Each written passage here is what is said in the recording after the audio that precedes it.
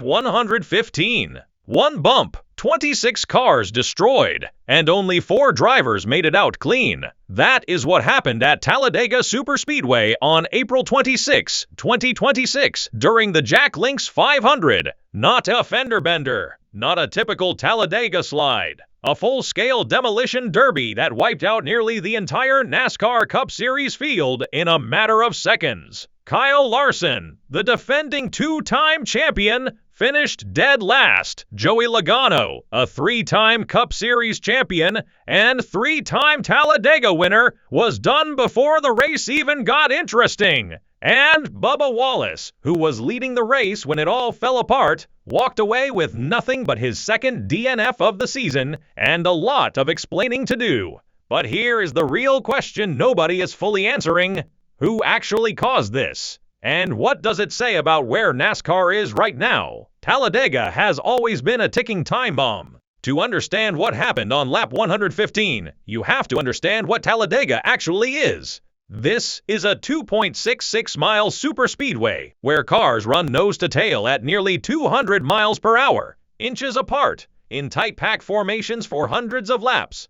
There is no room for error. There is no margin for a mistake. At Talladega, it is not if the big one happens. It is when. The record for the most cars involved in a single NASCAR crash belongs to the 2002 Busch Series race at Talladega. 31 cars. 2 years ago, the 2024 Yellowwood 500 saw 28 cars get collected in a single incident. Sunday's crash came in at 26 plus cars officially, placing it firmly among the biggest wrecks in the modern era of the sport. The Jack Links 500 set the stage perfectly for disaster. Stage 1 was almost unwatchable. Fuel-saving strategies dominated. The field ran mostly single file, and the racing was slow and calculated.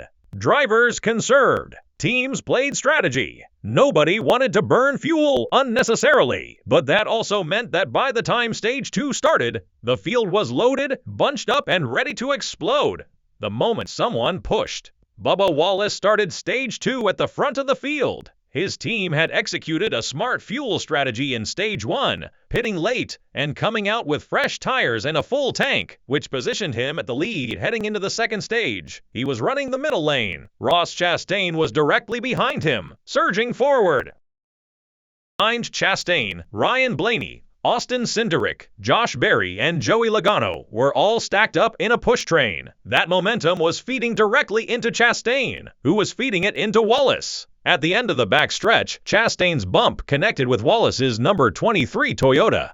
It didn't look like much, but it was enough. Wallace's car went immediately loose. He slid sideways across the track, directly in front of Cole Custer's number 41 car. Custer had nowhere to go. He dived to avoid Wallace, clipped Daniel Suarez, who got into Logano, and from there the carnage cascaded through Turn 3 like a chain of dominoes falling at highway speed. Kyle Larson, the defending champion, described it simply: they just checked up hard and then I saw smoke and all of it. So yeah, that was just a big wreck. I mean, I didn't hit anything too hard, but a lot of cars it seemed like it started from the front of the field.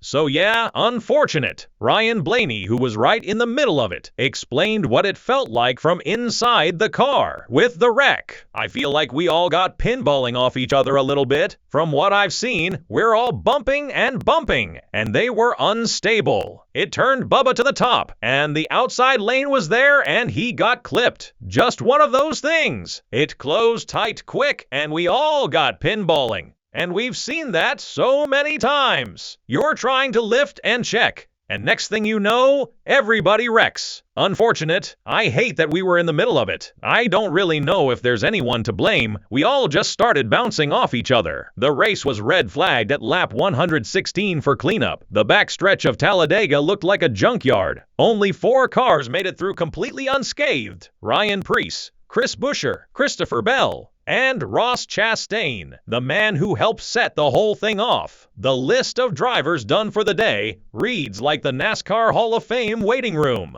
Kyle Larson finished last. Joey Logano finished 38th. Ryan Blaney 36th, Cole Custer 37th, Josh Berry 39th, Bubba Wallace finished 35th. William Byron's number 24 suffered a bent tie rod that was beyond repair. 34th place. Ty Gibbs survived the initial crash, got back on track, and then blew a front tire laps later from damage sustained in the wreck, ending his day in 33rd. The most seriously damaged cars that went behind the wall included Larson, Logano, Blaney, Wallace, Keselowski, Fincham, Custer, Gase, Briscoe, Zilish, and Byron. Now here is the twist. Tyler Reddick, also caught in the crash, absorbed the damage, then got hit again at lap 182 when he cut a right front tire and slammed the wall a second time. And he still came back to finish 15th.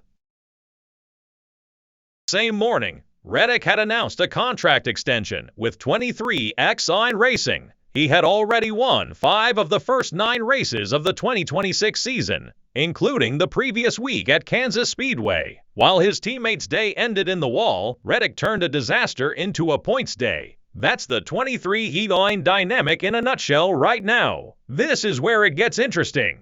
3 separate arguments emerged after the race, and all 3 have merit. Denny Hamlin on his Actions Detrimental podcast was direct. The 5 was already on him close, but that's just the 23 not clear. It's just one of those not clear moments, meaning Wallace squeezed Logano and Busch down, didn't give enough room, and created the instability himself. Kyle Larson added fuel to that fire with his own blunt take. I don't know why Bubba was crowding him so much. On Wallace's own team radio after the crash, you can hear him say, "I didn't FING want that." God damn it, he knew. Wallace himself told Fox Sports outside the infield care center, "We gotta figure out how to be pushed better." So, I take responsibility on that. Wallace's team radio told a different story. The call after the crash was direct. "They wrecked us," pointing the finger squarely at Chastain. The bump was described by multiple drivers and analysts as too aggressive for an already unstable car at that speed. And the most uncomfortable detail? Chastain was one of the 4 cars that made it through clean.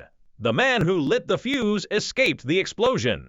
Argument 3, it's the car's fault. And this is the most important one. Joey Logano, a man with zero reason to protect Bubba Wallace or Toyota, put it as plainly as anyone. You have round bumpers and unstable cars, and cars that you're able to pop the air bubble real easy and get to each other's bumper. But when you get there, you've got to be careful, because they're not stable. When you get 2 basketballs against each other, it's not gonna push straight. It's frustrating. He went further. Pick your poison. What do you want with this car? You want to save fuel, or do you want to wreck? It seems like those are the 2 options right now. Ryan Blaney echoed the same sentiment. This is just what this car is. You said it. We're either saving fuel, or we're crashing. The next-gen cars, round bumpers, combined with its instability at super speedway speeds, have made bump drafting at Talladega and Daytona nearly unmanageable. 5 years ago, that same bump from Chastain does not send Wallace into the wall. Everybody in the garage knows it. While champions were getting towed to the garage, Carson Hocevar drove his number 77 car to victory lane, beating Chris Buescher by 0.114 seconds in a photo finish that barely anyone saw coming. Hocevar led 19 total laps and kept his composure through the chaos better than drivers with decades of experience. NASCAR has been searching for its next face for years. Chase Elliott was supposed to be that guy. That window has largely closed. Denny Hamlin is in the final chapter of his career. Kyle Busch, as we will get to in a moment, is clearly past his prime. Hocevar winning at Talladega, at this moment, in this environment, is exactly the kind of story the sport needs. Connor Zilish, also under 25, was another name in the wreck who has been turning heads all season. These 2 are the future NASCAR is quietly banking on. While Talladega dominated the headlines, Richard Childress Racing made a major move the same weekend. The team fired crew chief Keith Rodden, who had experience from Hendrick Motorsports and a Cup Series win at Atlanta, and replaced him with Randall Burnett. Burnett previously worked with Busch during RCR's 2023 season that included multiple wins and a playoff run. Denny Hamlin called the move absurd. This is Kyle Busch's career worst start to a NASCAR season. The two-time champion is currently outside playoff contention range. The number 8 team has consistently struggled on intermediate tracks, lacking the long-run pace needed to compete with Hendrick Motorsports and Joe Gibbs Racing. Burnett's engineering background and ability to make setup adjustments over long runs is exactly what the team needs. Whether it is enough remains to be seen. Jim France stepped down as NASCAR CEO the Saturday before the race. He is 81 years old, and his role had become largely ceremonial. Steve O'Donnell takes over, with Ben Kennedy as his second-in-command. O'Donnell has effectively been running the sports operations for years, alongside Ben Kennedy. The timing matters. 26 cars destroyed in a single incident. Drivers openly saying the next-gen car gives them 2 choices: save fuel or crash. A brand new CEO now has to decide whether to address the superspeedway problem directly or continue letting the spectacle speak for itself. If there was ever a time to make bold decisions, like fixing superspeedway racing, it's now. Officially, 26 of the 40 cars in the field were collected in the incident. When nearly 2/3 of your starting field gets wiped out in a single moment and nobody is genuinely surprised, that is not a racing incident. That is a structural problem. Drop your verdict in the comments right now. Bubba's fault, Chastain's fault, or the car's fault? If you made it this far, hit the like button, share this with a NASCAR fan who needs to see it, and subscribe so you don't miss the Texas Breakdown, where Reddick looks to extend his lead. Busch's new crew chief gets his first shot, and NASCAR tries to move past one of the most chaotic weekends in recent memory.